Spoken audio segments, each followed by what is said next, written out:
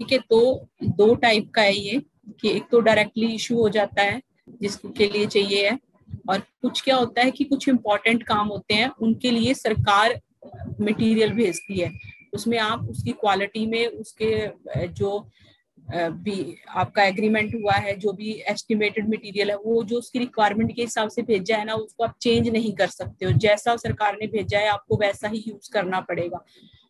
तो यहाँ पे है material can be issued to work directly from the stock or through purchase of the item transfer from other department।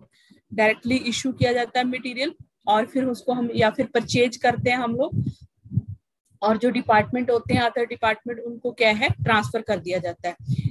Issue of the material to work classified into two, दो type issue, जो material issue होता है वो दो type से उसको classified किया है इसने। पहला जो है, अब सारे आने लगे, क्या हो गया इनको, तो दो टाइप से क्लासिफाइड किया गया जो मटेरियल इशू होता है। पहला जो है वो है आपका issue of material to contractor,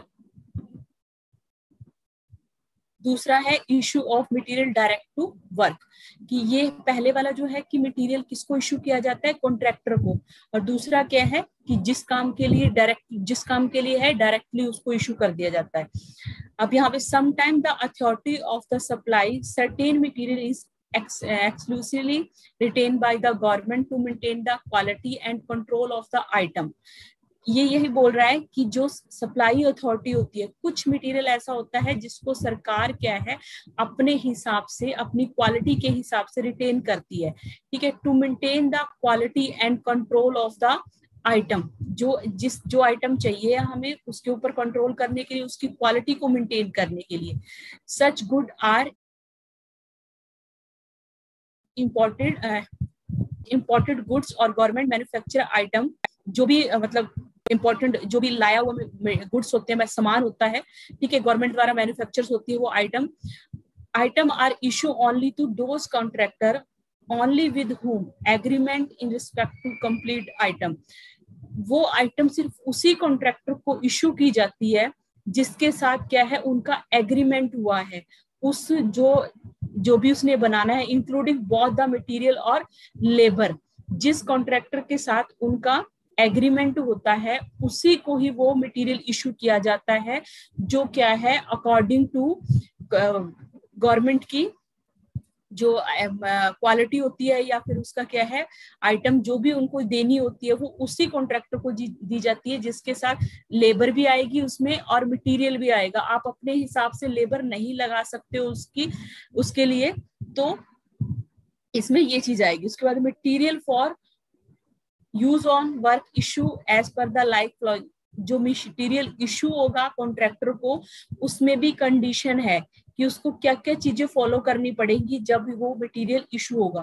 first जो है quality of material should not exceed the estimated requirement, जितनी एस्टिमेटेड उसने बताया है कि इतना मेरे को मटेरियल चाहिए है उतनी क्वांटिटी में उसको मिलेगा, उससे ज्यादा नहीं बढ़ा सकते। Second point, the item should be issue only as per the specified list in the agreement।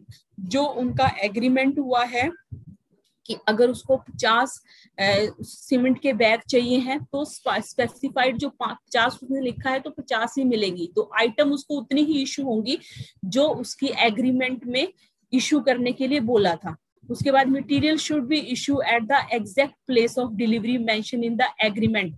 उसने बोला है कि मुझे जहां पे साइट, अगर अंबाला में तो अंबाला की साइट पे पहुंच जाएगा वो सामान, आप उसको कहीं पे और स्टोर करके नहीं रख सकते, ना ही अपने हिसाब से कहीं और मंगवा सकते हो उसको। तो जहां इशू हुआ है उसी मेंशन प्लेस पे क्या है जो एग्रीमेंट में उसने लिखा था, तो वहीं पे ही उसको एग्जैक्ट प्लेस पे पहुंच जाएगा, डिलीवरी होगी। The value of the material issue should be recovered from the next bill submitted by the contractor. जो वैल्यू होती है उसकी इशू मटेरियल की, उसको क्या है नेक्स्ट टाइम जो बिल सबमिट करेगा कॉन्ट्रैक्टर उसमें क्या है रिकवर कर ली जाती है, उससे ले ली जाती है। उसके बाद contractor not authorized to remove the issue material, contractor के पास ये पावर नहीं होती कि जो ना ही उसके पास कोई अथॉरिटी नहीं होती कि जो इशू मटेरियल हुआ है उसको क्या है बिना कॉम्पिटेंट जो अथॉरिटी है, चाहे वो गवर्नमेंट हो चाहे वो डिपार्टमेंट हो, उसकी परमिशन के बिना वो साइट से इधर उधर नहीं कर सकता। जैसा गवर्नमेंट चाहती है उसको वैसे ही करना पड़ेगा। तो कहने का मतलब है कि इशू ऑफ मटेरियल, अगर कॉन्ट्रैक्टर को कौन सा मटेरियल इशू होगा जो गवर्नमेंट की क्वालिटी के हिसाब से है, गवर्नमेंट की कंट्रोल में रहेगा, जो उनका एग्रीमेंट हुआ है उसी के हिसाब से क्या है उनको पेमेंट मिलेगी। उसके बाद ये कंडीशन हो गई कि जितना एस्टिमेटेड था उतना ही मिलेगा, जो स्पेसिफाइड उसने बोला है कि इतना मटेरियल चाहिए है उसके हिसाब से उतनी ही उसको आइटम मिलेंगी। एग्जैक्ट डिलीवरी प्लेस जो है वहां पे पहुंच जाएगा, वो आप इधर उधर नहीं मंगवा सकते हो। जब उसका कुछ वैल्यू है मटेरियल की, वो जब नेक्स्ट टाइम बिल पेमेंट करेगा कॉन्ट्रैक्टर तो उससे क्या है रिकवर हो जाएगी, मतलब होनी चाहिए, सॉरी, जो बिल पे करेगा अगली बार उसको तभी आगे मटेरियल मिलेगा जब पहले वाले की रिकवरी होगी। उसके बाद क्या है, उसके पास अथॉरिटी नहीं है कि वो कोई मटेरियल रिमूव कर दे या फिर कोई दूसरा मंगवा ले उसकी जगह, जो उसको मिला है उसी से ही उसको बनानी पड़ेगी। जो भी कंस्ट्रक्शन करना है, जो भी एग्जीक्यूशन उसने करना है उसी से करेगा। उसके बाद दूसरा क्या है आपका, issue material direct to work.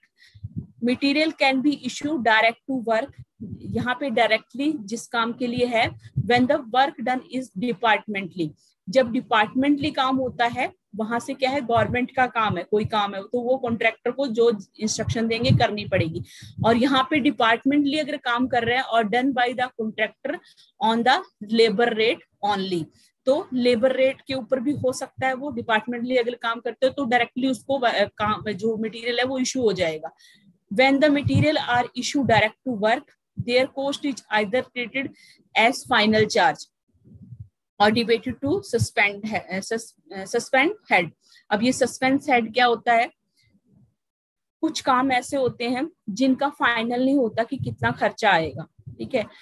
Material issue कर दिया लेकिन ये नहीं पता कि ये मटेरियल कहाँ लगना है, तो उस टाइम क्या होता है, एक सस्पेंड मैंने बताया था हेड होते हैं, मेजर हेड होता है, माइनर हेड होता है। तो ये माइनर हेड में आता है सस्पेंस हेड जो है, इसमें क्या होता है हेड के अलग अलग, जैसे सैलरी मेजर हेड में आएगी, जो मटेरियल इशू हुआ है उसका पैसा जो है वो माइनर हेड में जाएगा। तो ऐसे करके ये क्या है, एक सस्पेंस हेड होता है जिसमें क्या करते हैं हम लोग कि जिसका कुछ फिक्स नहीं है कि ये वाला पैसा कहाँ यूज होना है, ठीक है, कितना पैसा आना, तो क्या सस्पेंस हेड में डाल देते हैं। जब फाइनल हो जाती है पेमेंट कि हमें पता लग गया कि ये वाला यहाँ पे रोड कंस्ट्रक्शन पे लग गया है, ठीक है, इसकी रिपेयरिंग पे लग गया, तो हम उसको क्या करते हैं फिर उठा के जो हमारा मेजर हेड है या माइनर हेड है उसके अंदर उसको शो कर देते हैं कि इतना पैसा लगा। तब तक वो सस्पेंस हेड में पड़ा रहता है कि कितना, जो हमारा सस्पेंस है अभी क्लियर नहीं है कि ये पैसा हमने कहाँ पे यूज करना है। तो यही बोल रहा है कि जो मटेरियल इशू हुआ है उसका क्या है, उसकी कॉस्ट फाइनल हेड में जाएगी। तब तक जब तक क्या है, जब तक हमें क्या है पता नहीं लगता तब तक हम सस्पेंस हेड में डाल सकते हैं वो। Before charging it to account of work all major work complete account of the material site is maintain, मतलब ये फॉर्म नंबर है कि इस फॉर्म के अंदर 35 नंबर फॉर्म जो है उसके अंदर इसकी डिटेल लिखी जाती है, ठीक है। जो मेजर वर्क होते हैं जो कंप्लीट होने हैं, जो भी अकाउंट उससे रिलेटेड, अकाउंट से रिलेटेड जो भी चीजें होंगी फॉर्म नंबर 35 में उसको हम लोग मेंशन करेंगे। दो तरह का है, ठीक है, मटेरियल, एक कॉन्ट्रैक्टर को इशू होगा जो गवर्नमेंट करेगी, एक डिपार्टमेंटली होगा।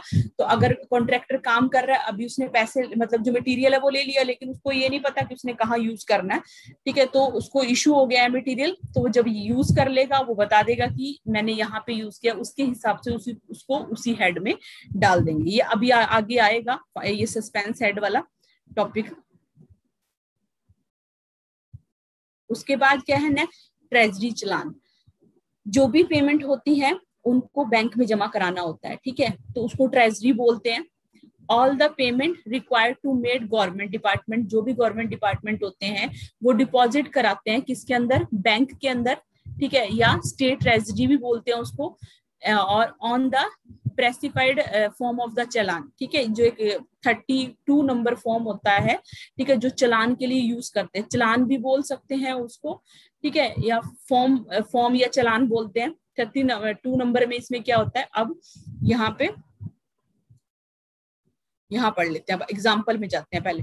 For example government school fees, government school है कोई, उसकी फीस है। Fine impose on the defaulter, जो बच्चे डिफॉल्टर होते हैं उनके ऊपर फाइन लग जाता है वो वाला। पासपोर्ट उनको मिलते हैं, लाइसेंस फीस, ये सारी चीजें क्या है, मान लो उनको इशू हो रही है तो वहां से पैसा आया। Treasury challan from the clearly show the full particular of the payment. Treasury challan में क्या होता है, जो फॉर्म होता है 32 नंबर, उसके अंदर क्लियरली शो होता है कि किसके ऊपर, किस पार्टिकुलर काम के ऊपर आपने पेमेंट की है, such as name of the person, किसने उसको जमा कराया है, the person of government servant whose account on the payment is made, और किस पर्सन या गवर्नमेंट सर्वेंट के अकाउंट से वो पेमेंट हुई है। नेचर ऑफ पेमेंट, किस टाइप की पेमेंट है, मतलब पासपोर्ट की पेमेंट है या स्कूल फीस है। एंड अमाउंट डिपॉजिट, और कितना पैसा जमा करवाया है। कहने का मतलब है कि जो डिपार्टमेंट है, मैंने बताया था कि दो तरह की है, एक रिवेन्यू है, एक एक्सपेंडिचर है। खर्चा भी करता है कोई डिपार्टमेंट होता है, और रिवेन्यू उसके पास पैसे भी आते हैं। अब यहाँ पे पैसे आए हैं तो वो पैसे वो कहाँ पे, ट्रेजरी में जमा कराएगा, मतलब बैंक में जमा, स्टेट बैंक ऑफ इंडिया में जमा कराएगा वो। और जब जमा कराता है ये चलान, तब उसके अंदर लिखा होता है कि कौन जमा करा रहा है, ठीक है, किस कौन से अकाउंट से, उसका अकाउंट नंबर होगा, किस टाइप की पेमेंट है वो, मतलब किस काम की पेमेंट है, और कितना पैसा जमा कराया है। Once copy of the treasury challan duly signed by the treasury officer, जो ट्रेजरी की कॉपी होती है, चलान की कॉपी होती है, उसके ऊपर ट्रेजरी ऑफिसर के साइन होते हैं। वो क्या करता है, साइन करके जो डिपोजिट होता है पैसे जमा कर लेता है। जैसे मान लो हम बैंक में पैसे जमा कराने जाते हैं तो वो हम लोगों को क्या करते हैं, पैसे वो जो स्लिप होती है खुद रख लेते हैं, एक हमें दे देते हैं। तो वही है, ट्रेजरी ऑफिसर जो होता है वो क्या है, जो चलान के ऊपर साइन करेगा, एक जो डिपॉजिट करा रहा है उसको दे देगा वापस। उसके बाद second copy is retain to government treasury, जो दूसरी कॉपी वो अपने पास रख लेगा। And the last one is sent to the concern department, और जो लास्ट कॉपी होगी वो किसके पास जाएगी, जो डिपार्टमेंट जमा करा रहा है, मतलब कोई कॉलेज जमा करा रहा है, कोई पीडब्ल्यूडी डिपार्टमेंट, इरिगेशन, जो डिपार्टमेंट होगा उसके पास चली जाएगी, क्योंकि उसके पास भी पेमेंट का रिकॉर्ड होना चाहिए कि हमने ये पेमेंट जमा कराई है। उसका deposit show the copy of challan to officer incharge, जो डिपॉजिट होता है वो जाएगा, जो ऑफिसर इंचार्ज होगा उसके डिपार्टमेंट को, उसको दिखाएगा। Who make the entry receipt side of the cash book. Cash book हमने पढ़ी थी कि जितनी भी पेमेंट होती है कैश बुक में उसमें एंट्री होती है, तो वो उसकी एंट्री कहाँ पे कर देगा, कैश बुक में कर देगा। इस स्पेसिमेन कॉपी ऑफ चलान, ये इस नंबर फॉर्म में क्या है उसको हम लोग मेंशन करते हैं, ठीक है। तो यहाँ दे रखा है कि treasury challan is the memorable requirement to present the government treasury deposit maintain. तो कोई ट्रेजरी चलान क्या शो करता है हमें, इस चीज को प्रेजेंट करता है कि गवर्नमेंट कितना पैसा उसके अंदर उसके अंदर स्टेट बैंक ऑफ इंडिया के अंदर जमा करा रही है। इसका मतलब होता है ज्ञापन सौंपना, ठीक है, मेमोरेंडम का मतलब होता है। तो वो कितना पैसा वहां पे जमा करा रही है। तो ट्रेजरी चलान हमारा क्या हो गया कि गवर्नमेंट डिपार्टमेंट कोई भी काम करता है, जो भी उसके पास पेमेंट आती है वो क्या करता है, स्टेट बैंक ऑफ इंडिया में या ट्रेजरी बोलते हैं उसको, वहां पे जमा करवाते हैं। जब जमा करवाते हैं तो क्या करते हैं, उसके अंदर सब कुछ मेंशन होता है। हम उसको ही लेके चल लेते हैं कि जैसे हम बैंक में पैसे जमा कराने जाते हैं, उसमें लिखा होता है कि क्या नाम है उसका, किसने जमा कराया है, क्यों, कितने पैसे जमा कराए हैं, ठीक है, वो सारा उसके अंदर लिखा होता है। और जब जमा हो जाता है तो डिपॉजिट को एक कॉपी मिल जाती है, एक जो कॉपी बैंक रख लेता है, जो ट्रेजरी वाले रख लेते हैं, और उसके बाद एक फाइनल जो कॉपी है वो वहां डिपार्टमेंट में जाएगी, जो वहां का इंचार्ज होगा वो मेंशन कर देगा कैश बुक के अंदर कि इतने पेमेंट हमने जमा कराई है। उसके बाद जो नेक्स्ट है अकाउंट ऑफ, यहाँ आ गया ना सस्पेंस हेड और सस्पेंस अकाउंट। अब ये क्या होता है कि the basic principle of the PW system accounting any expenditure incurred either for the purchase of material. जो भी पैसा होता है, बेसिक प्रिंसिपल यही कहता है, जो मेन जो होता है कि पीडब्ल्यूडी सिस्टम में जो भी पैसा आएगा, कोई भी खर्चा होगा, ठीक है, वो कहाँ पे चला जाएगा, लास्ट में फाइनल हेड में चला जाता है। चाहे हमने मटेरियल परचेज किया है या फिर कोई काम किया है हमने, ठीक है, तो उसका चार्ज क्या फाइनल हेड में हम लोग शो कर देते हैं। लेकिन similarly the cost of the acquisition of the store is debited to final head मतलब जो कॉस्ट होती है स्टोर, जो भी उसके ऊपर उसको मेंटेन करने का खर्चा जो आया है वो किसमें डेबिट हो जाता है, एक्सपेंडिचर, उसको फाइनल हेड बोलते हैं।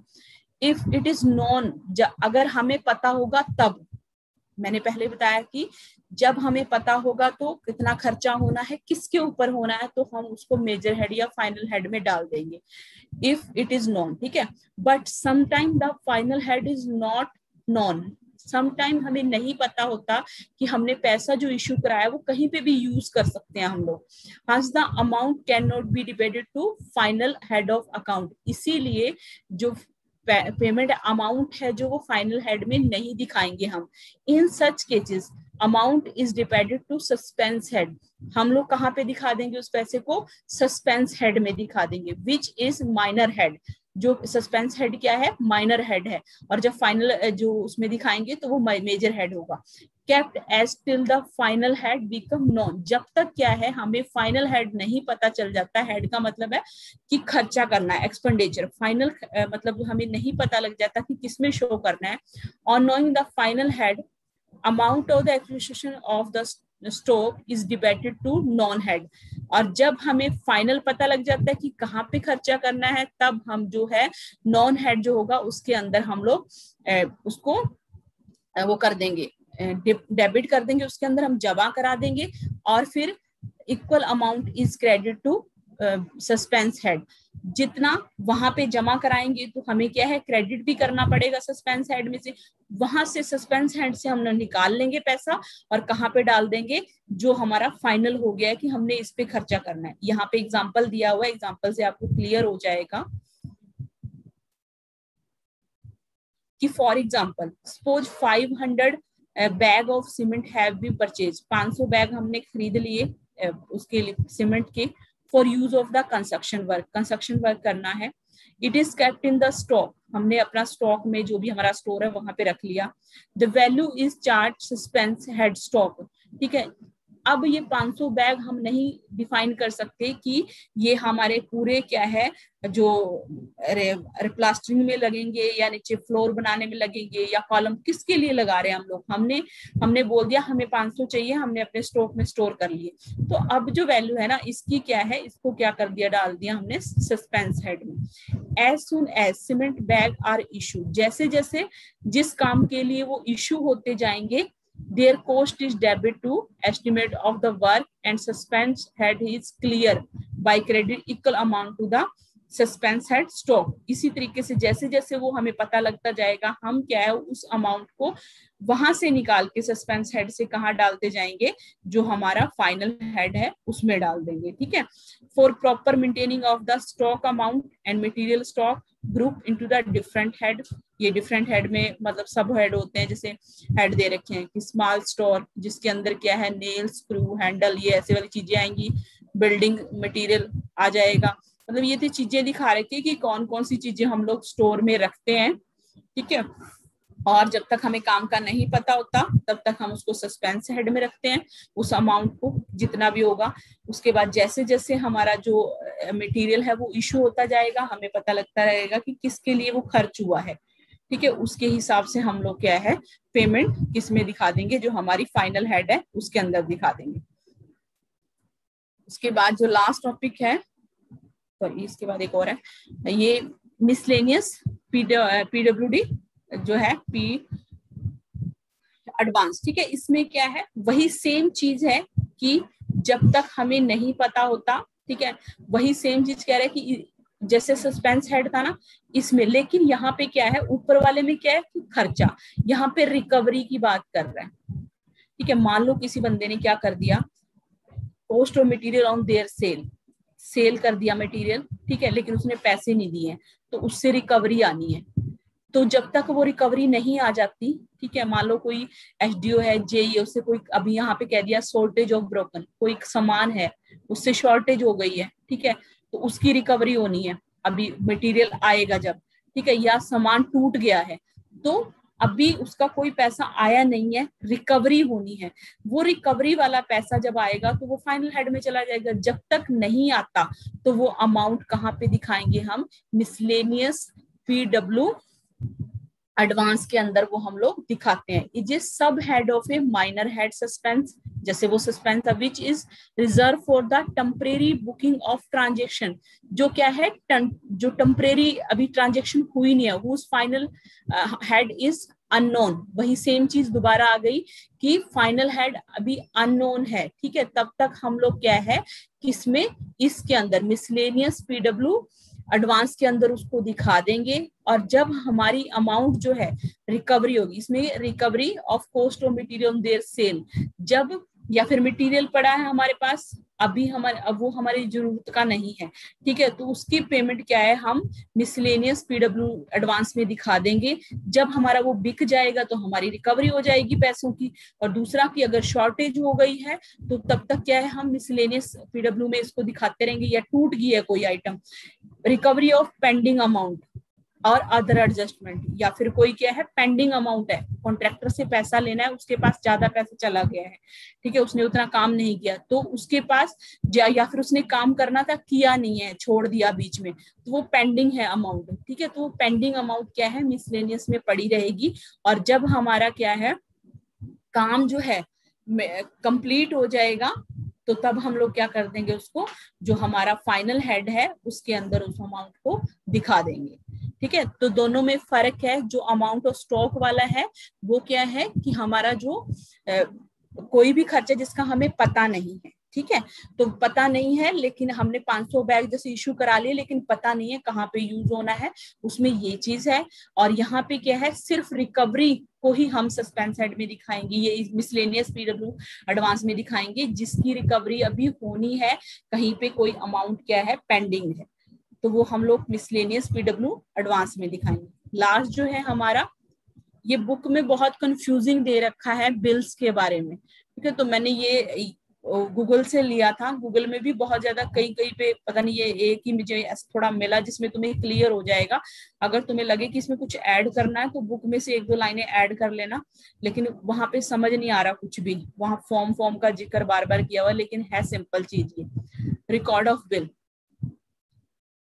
as work progress payment are made to contractor on the basis of bill submitted by the junior engineer, check and pass by the क्या होता है जैसे जैसे काम होता है हमारा प्रोग्रेस होता है तो हम लोग क्या है कॉन्ट्रैक्टर को पेमेंट करेंगे, जो क्या है जूनियर इंजीनियर क्या करेगा सबमिट कराएगा, और किसके द्वारा पास होंगे वो एसडीओ के द्वारा पास होते हैं वो बिल, ठीक है। वो बिल उसको क्या है जे को देगा वो पेमेंट, और वो किसको देगा कॉन्ट्रैक्टर को देगा। The bill are prepare for work done and supply made by the contractor, bill तैयार किए जाते हैं जो भी काम होता है या सप्लाई होती है मटेरियल की। Simultaneously measure recorded and measurement book and abstracted, जो हमारा अब्स्ट्रक्टेड फॉर्म था या मेजरमेंट बुक है उसके अंदर हम लोग उसको क्या है मेजरमेंट है जो मेजर्ड है या रिकॉर्ड करते रहते हैं। आफ्टर तो चेकिंग एंड स्क्रूटनी एसडीओ और पे ऑर्डर बिल, वो उसको रिकॉर्ड करके मेजर करके भेज देंगे मेजरमेंट बुक में, और उसके बाद जो एसडीओ होगा एई भी बोलते हैं वो उन बिल को पे करेगा। और किसके अंदर measurement book and payment is paid by cheque के द्वारा करते हैं, या उसको पीएमएस के द्वारा भी। कौन डिस्टर्बिंग ऑफिसर कौन था, एक्शन जो होता है, ठीक है, वो उन बिल्स को क्या कर देगा पे कर देगा। अब ये 3 टाइप के होते हैं, first and final bill, running bill और final bill. This form use for making payment to contractor for work as well as supply when the single payment is done on the completion of work as well as supply is called first and final। कोई भी काम कर रहा है, ठीक है, contractor, उसको क्या है जो भी खर्चा उसका हुआ है उसको एक ही पेमेंट कर दी, ठीक है, मतलब उसने एक ही बार उसको पेमेंट कर दिया काम जब उसने कंप्लीट कर दिया है, ठीक है, चाहे उससे मटेरियल कुछ भी मटेरियल हुआ हो या फिर कुछ भी हुआ हो, जो भी काम हुआ है उसको क्या है एक ही पेमेंट की है फाइनल, उसको क्या है called first and final bill बोलते हैं, जब एक सिंगल पेमेंट होती है सारे काम के लिए। रनिंग बिल में क्या होता है, काम चल रहा है, बीच बीच में कॉन्ट्रैक्टर को क्या है पेमेंट मिल रही है, इंटरमीडिएट बिल बोलेंगे उसको, ठीक है। तो वो जैसे मान लो थोड़ा काम किया उसे 1 महीने बाद उसको पेमेंट कर दी, फिर उसको जैसे बीच में जरूरत पड़ गई 15 दिन बाद पेमेंट कर दी, तो ऐसे वाली जो बिल होंगे वो किस में जाएंगे, run during the progress of work contractor raises intermediate bill. Contractor बीच में पैसे मांगता है, बिल बनाता है for completed work and get payment time to time after checking of the interim bill. जो भी बिल होंगे टाइम टू टाइम चेक होते रहेंगे और उसको क्या है पेमेंट होती रहेगी टाइम टू टाइम, तो वो किस में चले जाएंगे, रनिंग अकाउंट बिल में चले जाएंगे। और फाइनल बिल क्या होगा, फाइनल बिल मींस बिल